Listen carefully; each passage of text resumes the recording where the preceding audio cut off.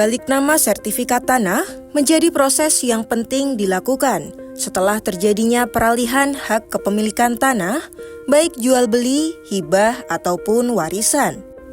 Proses ini perlu dilakukan guna memastikan data kepemilikan tanah tercatat secara sah dan sesuai dengan pemilik yang sebenarnya untuk menghindari potensi sengketa antara beberapa pihak di kemudian hari.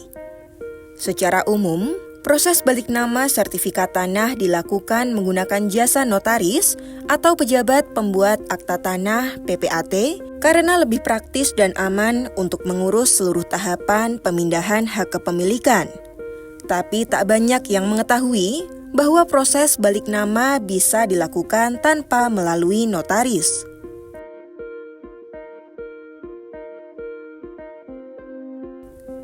Permohonan pengajuan balik nama tanpa notaris bisa diajukan langsung ke Badan Pertanahan Nasional (BPN) atau kantor pertanahan setempat.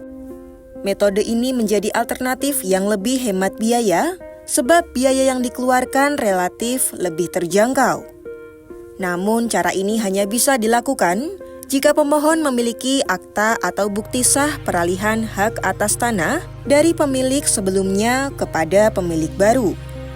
Lantas, bagaimana cara dan rincian biaya balik nama sertifikat tanah tanpa notaris atau PPAT? Sebelum mengurus balik nama secara mandiri, pemohon wajib memiliki akta yang menjadi dasar peralihan hak atas tanah dan syarat mutlak dalam proses tersebut. Jika tanah diperoleh melalui jual beli, pemohon harus memiliki akta jual beli yang dibuat PPAT. Jika tanah diperoleh melalui hibah, diperlukan akta hibah dari PPAT. Sementara tanah yang diperoleh melalui pewarisan, dibutuhkan akta wasiat atau akta waris yang dibuat di hadapan notaris. Berikut syarat balik nama sertifikat secara mandiri melansir dari laman Kementerian ATR BPN.